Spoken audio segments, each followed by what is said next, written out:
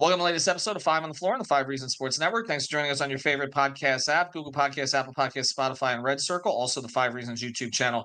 Make sure you hit like, subscribe, and turn the notifications on. Also, make sure you subscribe to our Discord. It's right there pinned on the Five Reasons Twitter page. The new Off the Floor, which is incredibly interactive, which the other one was not. We've got 8 different channels on there. You can chat with us during the games, between games, 24 hours a day, literally. We've also got channels for music and culture outside the NBA, other sports, esports, and more. And of course, the host updates you got accustomed to on the old Winnow feed. So check it out. It's our new Discord. Also, check out Better Edge. That's our gambling partner. This is legalized gambling everywhere in the state of Florida. Use the code 5RSN. That's the number 5RSN. Get $20 to play. It's legal because you're betting against others who use it. You're not betting against the app. You also can find the line that you want. They're based right here in Minneapolis, not offshore. So check them out. BetterEdge.com. Use the code 5RSN. Get your $20 to play. And now, today's episode. Down to Biscayne. Yikes. 5 on the floor. Ride for my dogs. Where here's the thing. You can check the score. Hustle hard, couple scars, wearing bubble frogs. Just like Butler said, you in trouble, y'all. Kept the floor playing. Got it all band. Y'all seen the block. Stop with one hand. And Pat we trust. It's power, have the guts. We're here to bring the heat. Y'all can hang it up. Welcome to Five on the Floor, a daily insider show on the Miami Heat and the NBA, featuring Ethan Skolnick, Greg Sylvander, and Alex Toledo, plus others from the Five Reasons Sports Network. All right, welcome back to Five on the Floor. Here's today's floor plan. The Miami Heat are now 3-4 after a last-minute win against the Lakers. 2 of their wins now have come down to the buzzer, essentially, and a defensive possession. So they survive against LA when Cam Reddish misses a shot after LeBron James drives down the lane. Bam Adebayo, the first ever 2020-10 triple-double in Miami Heat history, 28 points from Jimmy Butler, and Tyler Hero had 22. But we're not really going to talk about the 3 of them today. We're going to speak about 3 guys who were brought in to supplement this roster this offseason. We talked a lot about what the Heat didn't do. Well, they did 3 things. They brought in Josh Richardson on the minimum. They brought in Thomas Bryant on the minimum, and they drafted Jaime Jaquez Jr. in the first round. So obviously this is small sample size theater, but the 3 players have been playing. Josh obviously missed a lot of time during training camp dealing with a foot injury. Jaquez had a minor injury as well, but he's come back from that. Doesn't seem like he's on a minutes restriction anymore. And Thomas Bryant has pretty much been in the mix here as the backup center from the beginning. So we're going to evaluate their starts so far and kind of where this goes with the 3 of them, because Heat fans, now that they're getting a sense of how they fit into this team, are maybe wondering if some should play more and some should play less. So let's start off with Josh Richardson. Guys, he's the known quantity. He left 5 years ago in the trade for Jimmy Butler, or 4 years ago. Came back on a minimum deal, had to be talked into coming here by Eric Spoelstra. We don't really know what the other offers were, but we assume he probably could have got more than the minimum somewhere else. We talked about him as a potential starting kind of hybrid point guard. That hasn't happened, but he has been coming off the bench. And we've noted that the team has struggled in the fourth quarter. They have the worst net rating in the league by far in the fourth quarter this season. Josh Richardson has played the entire fourth quarter in each of the past 4 games. Causation is not necessarily correlation, but we want to get into what's happening with Josh right now and whether or not his role should be expanded, which I think is what we all thought might happen, or maybe it should be reduced. So let me start here with you, Alex. What have you seen so far? Well, look, I feel a couple of different ways about it. I think, first of all, when we were having that conversation, right, to start this off throughout the summer about Kyle coming off the bench to, ideally better utilize the things that he can do still. It was less about Josh and more about Kyle, right? And it wasn't about Josh Richardson or even a Caleb, right? Because I think I kind of brought out that idea as well, the idea of Caleb starting there as a guard. The idea wasn't for them to be the guys running offense. And not that Josh has been that guy. He hasn't been like a lead creator or anything for them, but I do think he is touching the ball too much. And I say that with all due respect, because I'm really not trying to talk down on him. I just think that's not his role. He needs to be somebody who is out there to take, open threes, attack closeouts when he gets run off the line, make the pass if it's there, take the shot if it's there, which a lot of times is going to be the midi for him. That's where he likes to settle into, which of course fits in with the rest of the team and their shot profile. But I think the problem is he's done too much with the ball in his hands, even though he's not being a lead guard or anything. He holds it the rare times he does get it, and it stands out because of that. It's like because the ball is the offense is already not a strong point for them. So once you have a guy like Josh holding the ball, it's like, okay, what's going on right now? Like, is this what they're going to? And there's just been some weird stuff going on. A lot of this has to do with injury, but like the idea that he's played entire fourth quarters, including last night, over somebody like Haywood Highsmith, who is coming back from injury, of course. Like, I don't think that's what we expected. So some of this is being skewed by, I think, the role being a little bit up and down as compared to what we expected. I think we expected him to be a rotation player who could start for them, but ultimately play around 20-25 minutes and be kind of 3-and-D. I know it's cliche, but that's really all you want from him. Play defense and hit the open three again, attack closeouts, all that. It's really not that hard of a role. I think he's done too much. And I want to shout out John Jablanca, who gave us a pretty fantastic stat in the Discord earlier, because we were having a conversation about it in there. And he noted that Josh Richardson's average dribbles per touch is about 3. And when you put that into perspective, it's about higher or around the same as Desmond Bain, Chris Middleton, his teammate Jimmy Butler, Paul George, Tatum, and Kawhi. So it's telling you about like how much time he's spending with the ball in his hands once he does get it. So I really do think he'll be fine once he settles down and doesn't do that much. He needs to be a connector piece, keep the ball moving, do not hold it, shouldn't be running many pick and rolls at all. And I think he'll be fine once other guys come back into the rotation, right? Like I think Caleb and Highsmith are supposed to be the closers, and those are the guys supposed to be taking, some of those minutes from him and some of those touches from him. So once he settles back into, I think, the role he was expected to be in, I think he'll be fine. I also don't think the defense has been awesome. Like I think he's been good navigating screens for the most part. I think I expected a little bit more from him from like a deflection standpoint. I thought that would be something he really fit into because of the way that he'd like to help. And then, even some of their zone stuff, not that he's been in a lot of it, but I kind of want to see more from there. I want to see him be a little bit more active in the passing lanes. And other than that, he'll be all right. Other than that, some of the other names that Jablanca threw in there, and this is the reason you guys should sign up for our Discord. These conversations are going on all day long, and honestly, we changed our episode as a result of this. So, or I changed the episode when I saw some of these numbers because I wanted to get into this. So you can actually influence the podcast. Other names he's in there with in terms of dribbles per touch: KD, Giannis, Banchero, Josh Giddey, and Scotty Barnes. That was not the intention here. Now, Brady, when I talked to Josh, not before this game, but before the prior game, he said that he was learning Spo's terminology, which is people would think, well, he knows Spo's terminology, but he said it's changed a lot. And actually, it's changed so much that he says he's overthinking because essentially he thinks he's supposed to do this, but then it doesn't mean that anymore. So it's actually made it more of an issue for him. How do they maximize him though, before we get into whether the role should be reduced? Because I don't know, it doesn't seem like this is a maximizing position for him. He gets thrown in the game, he's playing the whole fourth quarter. He doesn't seem like he knows what to do. Yeah, I think number one, aside from the offense stuff, like the way to maximize him, and it was something we talked about before the season, he should be playing in so much more, and Alex hinted at it, press and zone than he has been. Like as much as we talk about him impacting things defensively and the fact he's been, okay at like navigating screens, and the fact that maybe I think he's been a little bit put in a position where he has to play like weak side helper, where all of a sudden now he's the one coming over from that weak side corner, and he's not the guy that you want contesting at the rim with some of these front court players.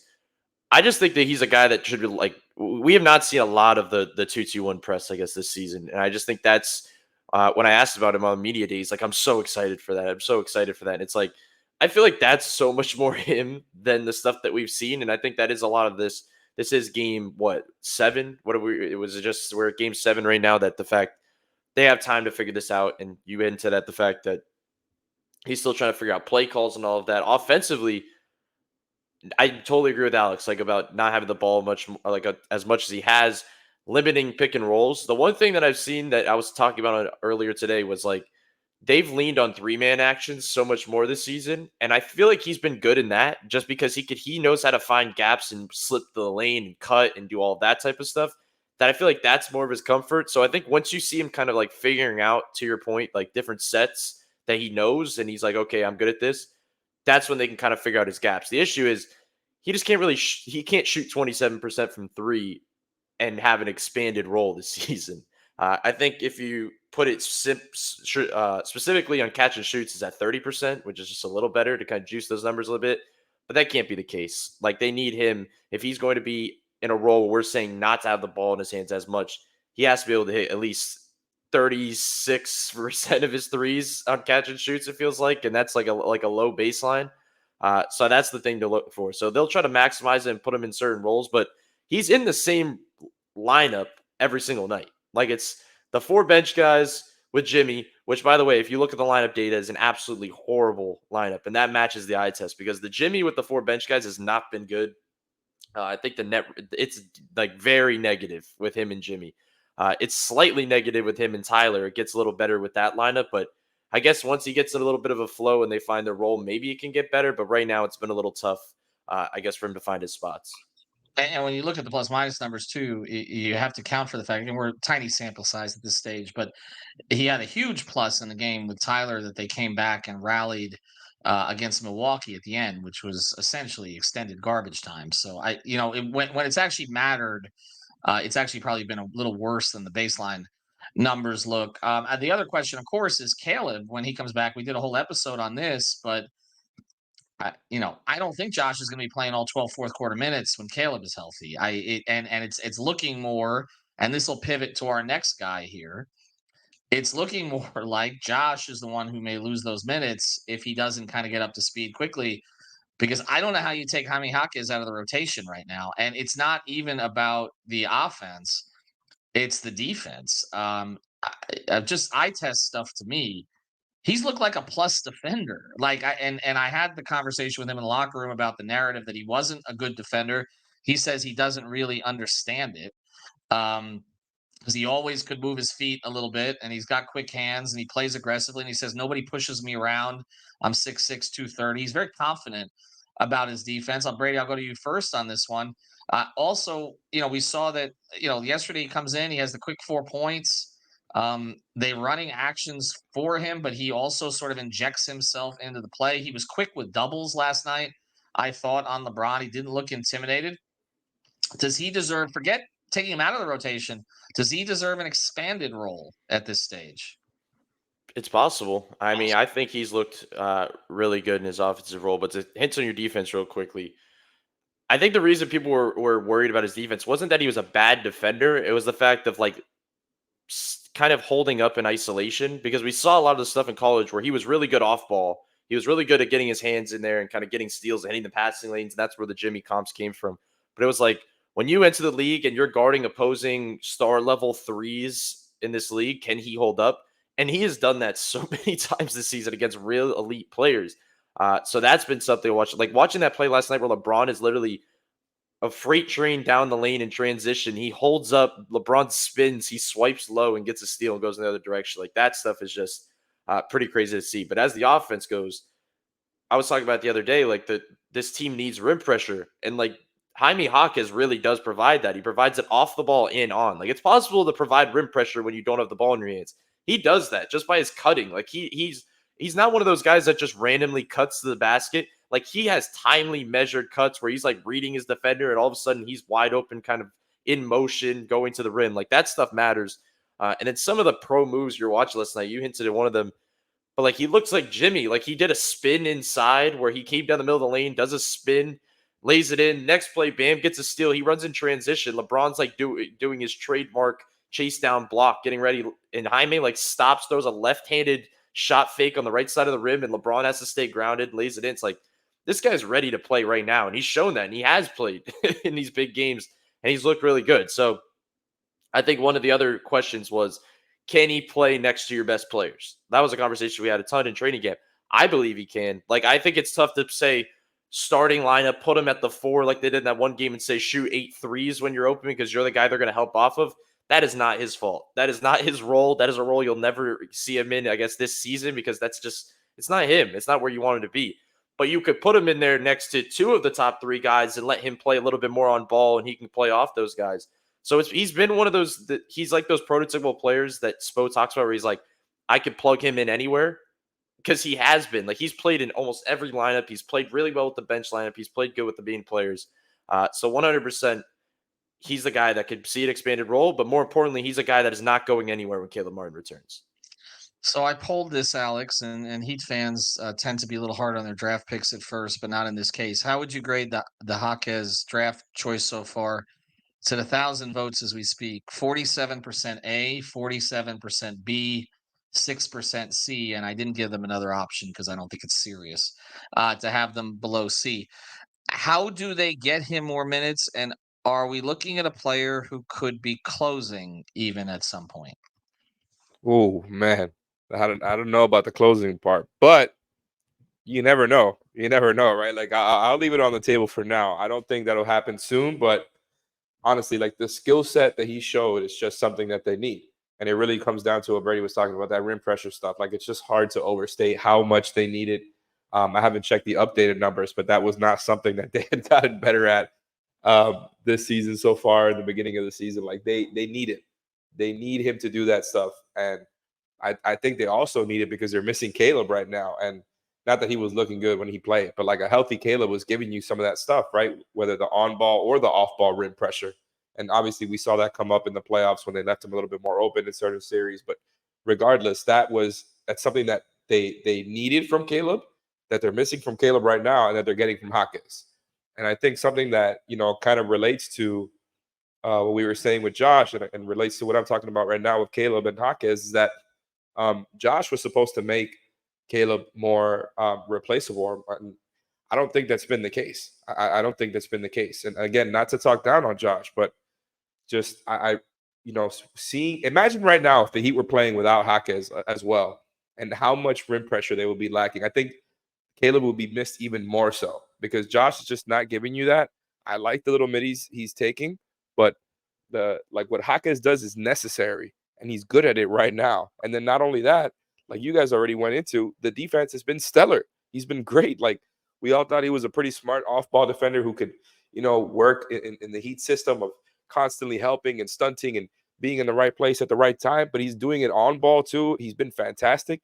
And frankly, he's made a lot more defensive plays than Josh. So like when Brady brought this up to me like a week ago at the game, I'm like, that's a bold take that, Jaquez should maybe overtake Josh's minutes at some point. But I see it. I see the vision because at this point in time, they need Jaquez's skill set more than Josh. And not only that, Jaquez has been fantastic at what Josh is supposed to be doing.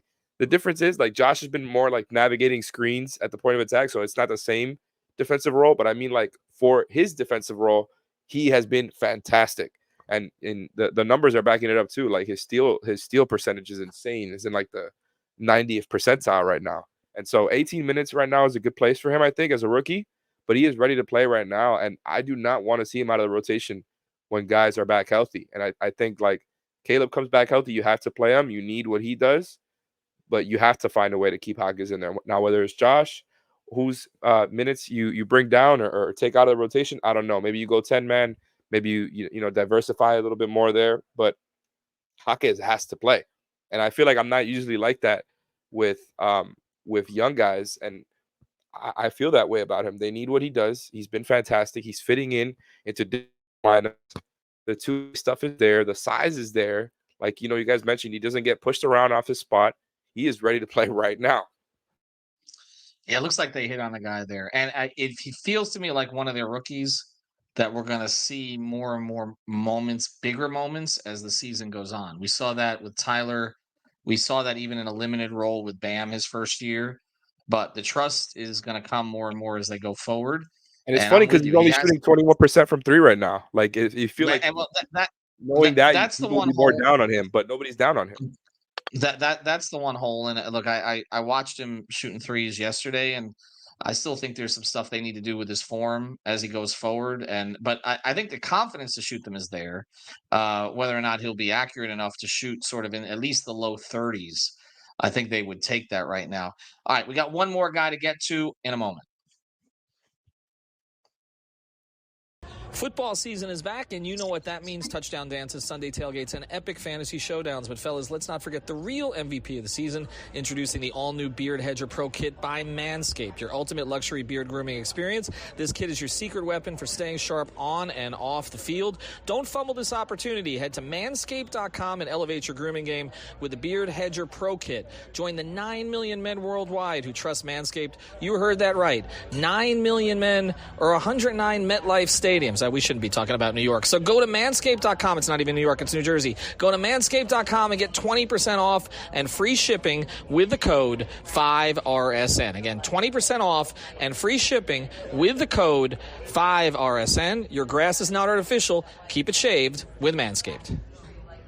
Football season is back, and you know what that means. Touchdown dances, Sunday tailgates, and epic fantasy showdowns.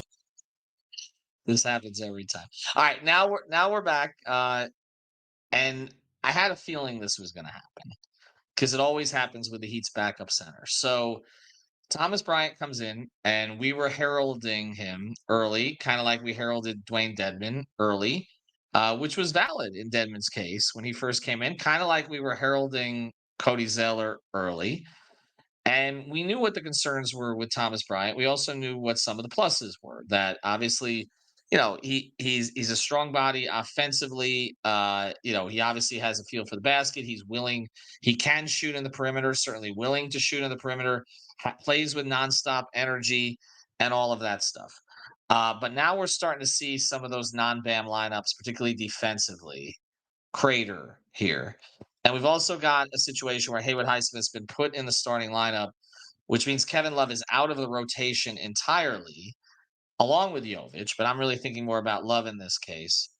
And I'm thinking last night, are we going to end up seeing Kevin Love as the backup 5? Is that where this is trending if their lineups with Thomas Bryant don't get a little bit better? Alex, your view on him so far, as advertised, better than advertised, worse than advertised? Do you think he holds on to the backup 5 over not just Love, Orlando Robinson potentially, who played that at times last year and now has a guaranteed contract, or even Jovic maybe down the line?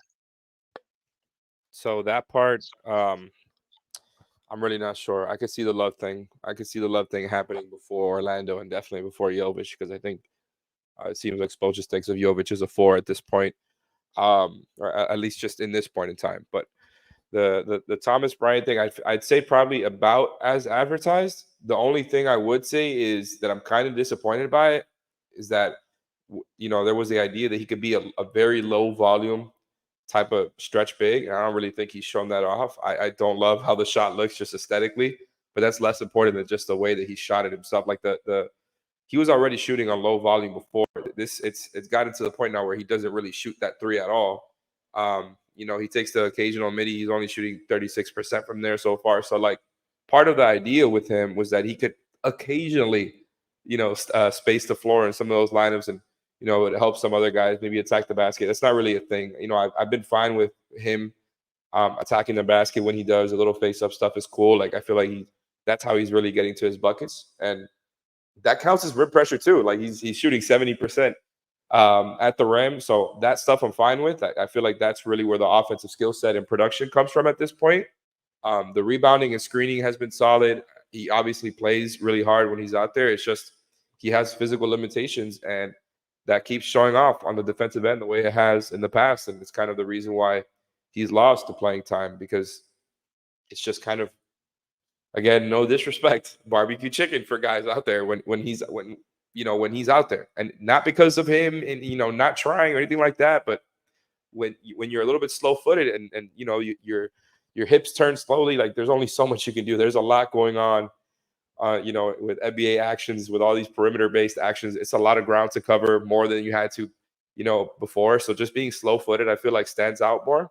So it's about as advertised. You knew the defense was going to be a problem. You knew the offense would be pretty solid, pretty productive. Like I think he'll stay more productive on the offensive side when you're just talking about straight points, right? Not even, any advanced stats. I think he'll give you a little bit more there than Dedmon or Zeller did.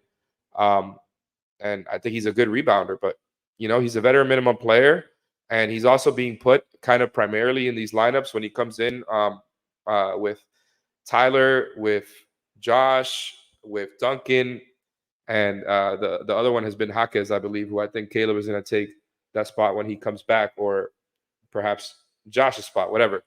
The point is that putting him in lineups with Duncan and Tyler, I'm not sure is the best way of optimizing him. He's playing with them for a extended period of time. It's not like in between other lineup changes. He's with them for a while, and I just think like that's a lot for Josh and for Jaquez to manage there as the other two good defenders in that lineup.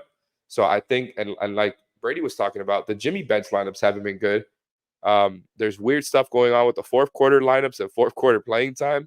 So I think a lot of this is going to end up coming down to Spo figuring out what is the best way to utilize his rotation. And of course, he hasn't had the full rotation yet. But like I think we can all agree, Thomas, Duncan, and Tyler is not the best way of trying to hide what Thomas Bryant is bad at. Now, you can just take the trade-off and be like, okay, this might be a good offensive unit. We take the defensive trade-off.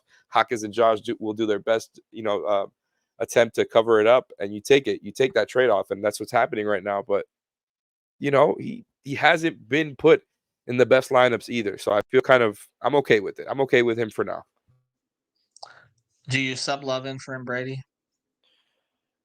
I don't think so. Not yet. Not yet. I think they could eventually get to that. But for one, Love is not making this a better defensive lineup. Like, that's number one. This is not changing anything on the surface. Yeah, like maybe he'll take more threes, like sure, but number one, Alex is totally right about those lineup things. That's why going back to this relates to the Josh thing where I was talking about more zone. That's why before the season, it was like anytime Thomas Bryant is in on paper, it feels like they should be in a whole lot of zone. It feels like it just fits that lineup that they're utilizing, and it fits his play. But I'll say this because we keep talking about the lineup data, and this happens every single time. Can we just note the fact that Bam Adebayo is the best defender in the NBA? So like anybody that comes in for Bam Adebayo is going to have a terrible lineup data. Like it is what it is. Like it's going to happen. Now, that's not to say that it's okay to be like a below average defender. Like that's also happening while he's subbing in for the best defender in the NBA. But like that also needs to be noted that it is really tough to emulate what that guy does defensively. As for the offensive end, I mean, I feel like he's done his job decent enough, like because we've seen his role at times where he was like high volume, taking a bunch of shots, and he's entered a system where they're like, okay, we want you to do exactly what the players have done in the past. They want you to sit at the elbow, give handoffs, screen, roll, repeat. And then the big difference to me, though, is at least his energy is always there, if that makes sense. Like we've seen these past bigs and they kind of wear out. The fact that he's a little bit younger, I think, helps the fact that maybe by December, January, he'll still have this similar energy. We'll see. I guess we'll have another podcast about that by then. But his energy has been there. I feel like he's had more good moments than bad. And here's the big thing.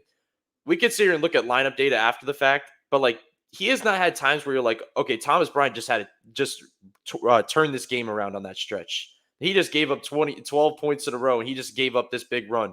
We said that multiple times with Cody Zellers and Dwayne Dedmons. We have not said that about Thomas Bryant. Yes, there's only been 7 games. That may happen in the coming weeks, but not yet. Like he has not stuck out to me personally when watching him.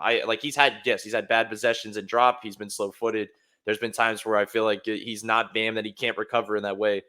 But I don't know if it's to the level of Dedmon and Cody Zeller.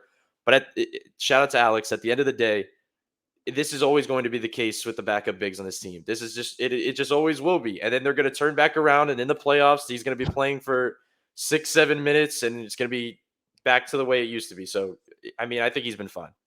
All right, we got to get Brady out of here, so I'm waving you off. Here's my yeah, I did like the Lakers media relations last night. No, when they waved you off. Yeah, the Lakers wouldn't let me ask LeBron a question. Like he was looking right at me, and they wouldn't let me ask a question. But I know said no more questions. We need to cut this one off. But here's my prediction on this. Thomas Bryant, I think, was signed to get them to a certain point of the regular season. And I think now that we've seen this transition, whether or not it's an improvement or not, we'll see. Kevin Love's going to end up getting those minutes because Spo's ultimately going to trust his basketball IQ, and they will figure out a way to work the rotation so that Love can be out there without 2 or 3 other poor defenders and make up for it. Ultimately, he's going to go with a guy he trusts. He's going to give Bryant some some room here, but I think Kevin Love is going to get that spot eventually. We're going to be talking about Kevin as backup 5, but we'll see. The Josh decision to me is more interesting because I think Spo was planning to count on him, and so far from what we've seen, it's not trending that direction, and it looks like you can count on the rookie more. And so when Caleb comes back, I think it's Josh that's going to lose some of those minutes as we go forward. All right, we're at exactly 30 minutes. We're getting the heck out of here. Thanks to our sponsors, Better Edge, Manscaped. We'll be back for the Memphis game tomorrow. Thank you for listening to the 5 on the Floor on the 5 Reasons Sports Network. After all, someone needs to listen to my dad.